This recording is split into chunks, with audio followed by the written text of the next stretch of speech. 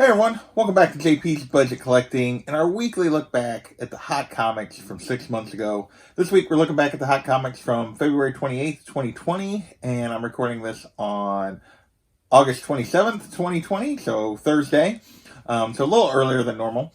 But this week we're looking back at the hot comics that took place during C2E2, so I didn't do a cash or trash that week because I was at C2E2. So this week we won't have kind of the little look back thing I'd been doing there for a while where I looked and seen what I predicted. We'll just have the actual information of what they did. As always, we are looking back at the CBSI Hot Top 10 and the Key Collector Comic Tom Hot 10 Comics of the Week.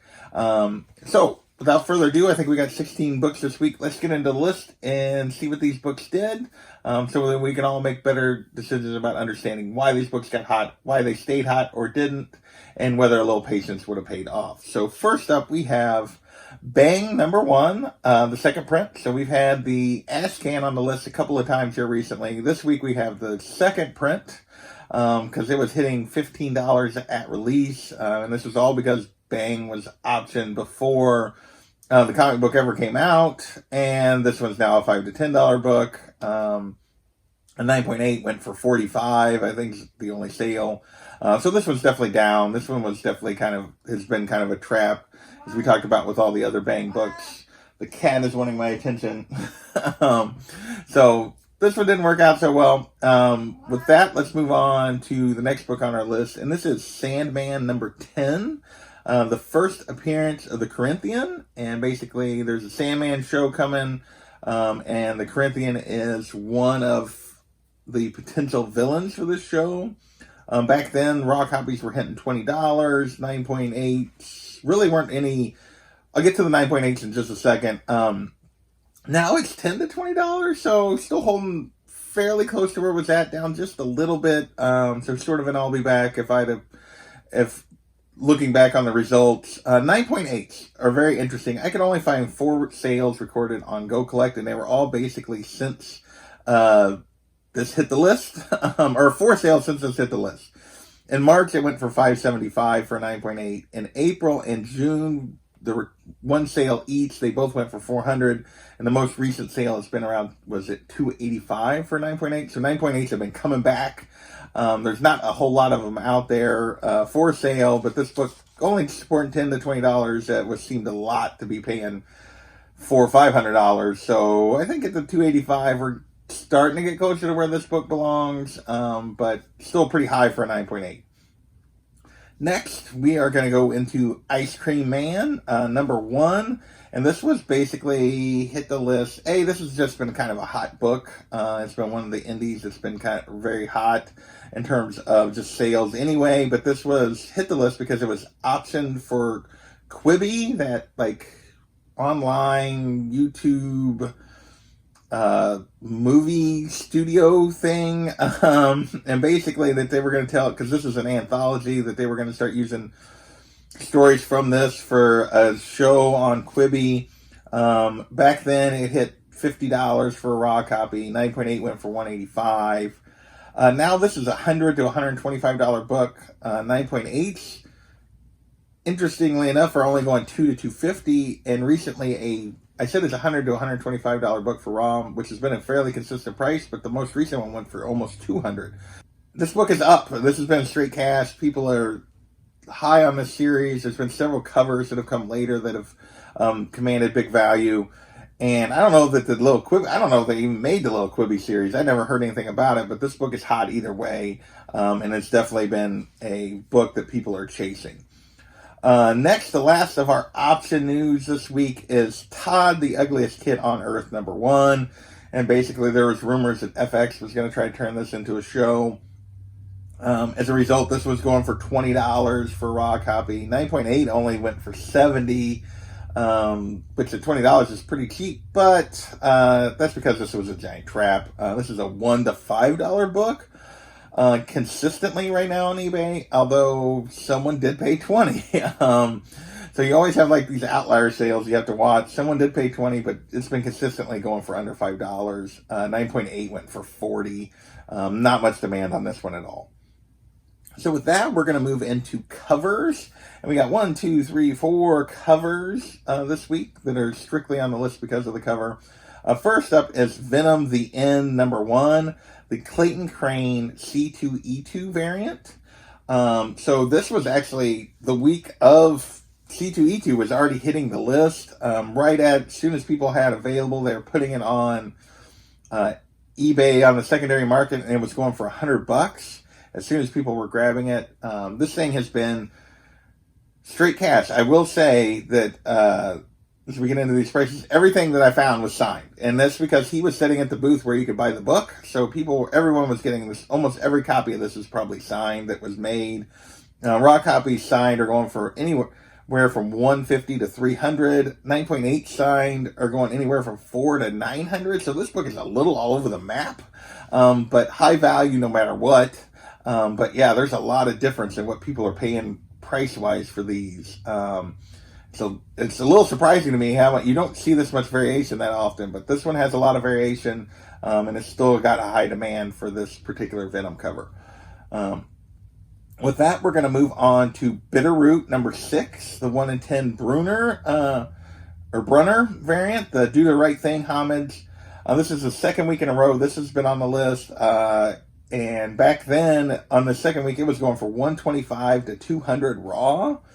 Last week when we talked about it, it was going for $20 raw, and I was wrong in my assessment that it was an I'll be back because it's way higher. Currently, it's going for $80 to $100, so it's down from this kind of peak that happened in the second week it was on the list. 9.8s are $150 to $170, so this one's come back a little bit from that peak, but still high value, high demand cover for Bitterroot.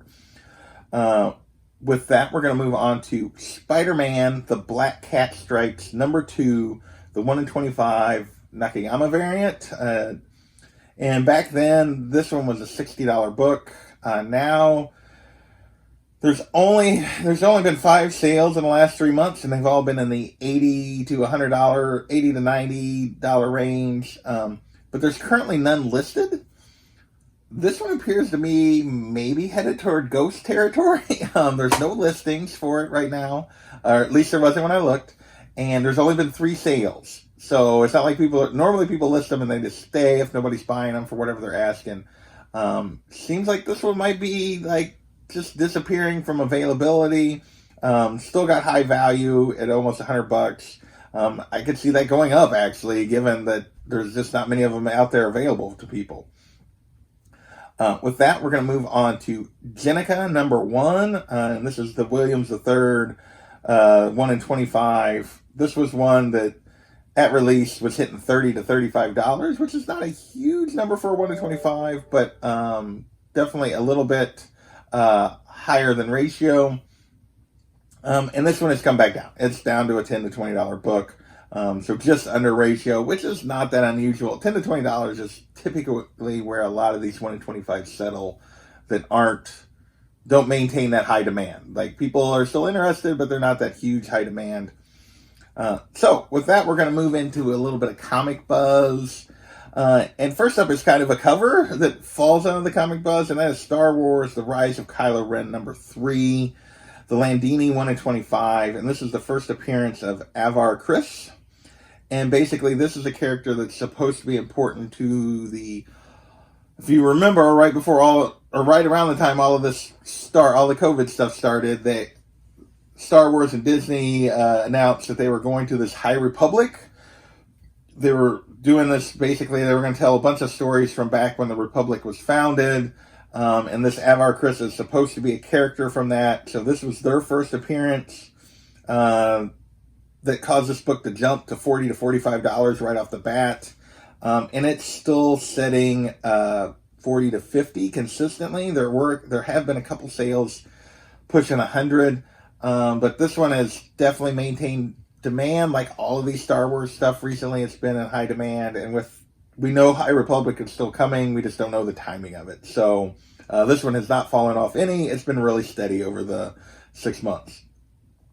With that, we got 2 more books that were on last week's list. First up, we're going to do them in reverse order of what I did them last week. We have Batman '89, The Printing Error. We talked about it last week a little bit. This is, of course, the first cameo of Punchline. Second week that it was on the list.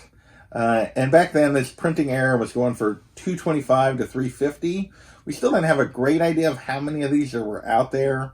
Right now, there's not many listed, but it's not really going for much either. There's only been a couple of recent sales. A raw went for $150, a 9.6 went for $200. So it's down, but I don't know. Doesn't appear to be a bunch of these out there either. So I'm not sure what to think about where this one's ultimately going to end up.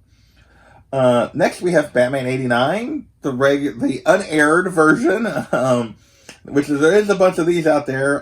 Back then, in its second week on the list, it was going for $40. And now it's a $60 to $80 book for a raw copy. 9.8s are going $150 to $200. Punchline so far has been a hit. Now that we've actually seen her a little bit, people are definitely still interested. They're definitely digging on the character, and it's maintained value and even went up a little bit. And we'll move into our third Punchline book of the week, and this is Hellerism number 3, the first full or second cameo, depending on what you believe, of Punchline, but this seems to be the one that most people are considering the first full. Back then, this was a $40 to $50 book. Now it's a $70 to $100 book with 9.8s going $200 to $250.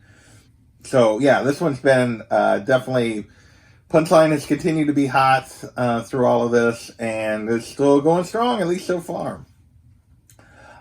With that, we're moving into Marvel Disney Plus spec.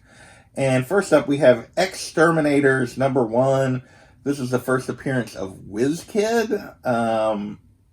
So rumors this character might appear in the Shang-Chi movie had this book going for $3. Yeah. Key Collector and Tom put this on the list because there were 60 copies sold in a week, and it was going for $3. My response to that is no one cared then, no one cares now. There's been almost no sales, and it's still going for $2 to $3. So I guess you could call this steady, because I'm not sure why they put this on the list. I don't think it earned its spot, other than he gave it an alert, I guess. So, and then there was a bunch of sales, so he put it on there, even though prices weren't going up. So I don't know. Same thing with the next book, Fantastic Four Annual number 27. This holds the first appearances of several justices of the Time Variance Authority, and this was based on spec for the Loki show because we know the Time Variance Authority is going to appear. And this one is really odd to me. It was going for $3, but there was like a 2,700% increase in sales, so that's why they put it on there. And basically, he sent out the key alert because there was some character named Casey that matched the description, and he didn't even say which description it matched of one of the characters in this book, and so he put out an alert, and then there was a bunch of sales, so they put it on the list. Anyway, it was going for $3. It's actually now going steadily for $5 to $10. I'm not really going to call that up. I guess we'll call it steady. There's not a ton of sales of this right now. Again, I'm not sure anybody really cares about any of these characters or will. Finally, the last two Marvel / Disney Plus spec books of the week were X-Men number 4, the first appearance of Omega Red. And this was a rumor, an unsubstantiated rumor, that Omega Red was going to appear in Falcon and the Winter Soldier. Had this book going for 20 plus for raw copies. 9.8s were hitting 150 to 180. I know for sure I would have probably called this and I'll be back, and that's what it turned out to be. Right now it's going for 10 to 20 for raw copies. 9.8s are down to the 110 to 130ish range. Still a good book, but I don't think any of those rumors about Omega Red coming this quick are actually going to come true. I think we're going to have to wait a little while, and that's why this book is back down a little bit. And finally, we have another book that's on the list for the second week in a row, and that is Hulk number 1 from 2008, the first appearance of Red Hulk. And really, I say it's on the list for the second week in a row. It's on opposite lists this week. So the value, the spike is the exact same one we talked about last week where it was hitting $50 for raw, 9.8s were going for 300 plus. This is the exact same situation as we talked about last week. It's just hit the opposite list a week later. This book's been pretty steady. Raw copies are going for 30 to 60 now. Last week when I talked about it, I said 40 to 60, but there's been a couple sales for cheaper in the last week. So maybe it's starting to come back a little bit. The last week, the sales were more in the 30th to 40th range than the 40 to 60. But 9.8, there's only been one of those since we talked about last week, and it's still in that 250 to 300 range. So still a solid book. I think eventually we're going to see Red Hulk in some form. So still not a bad time to grab it. A little less spec at the moment. Raw copies appear to be down just even slightly over the last week. So that's this week's list. There were several books that Exterminators and Fantastic Four. I'm not sure why we were even talking about it. Some of the covers did really good. The Bitterroot, the Venom, the Spiderman Black Cat all sustained pretty well. Our option news wasn't great except for Ice Cream Man, and I don't know that has anything to actually do with the option news. So I want to thank you guys for watching. We will hit that subscribe button, hit the like button if you like what you see. We will catch you next time.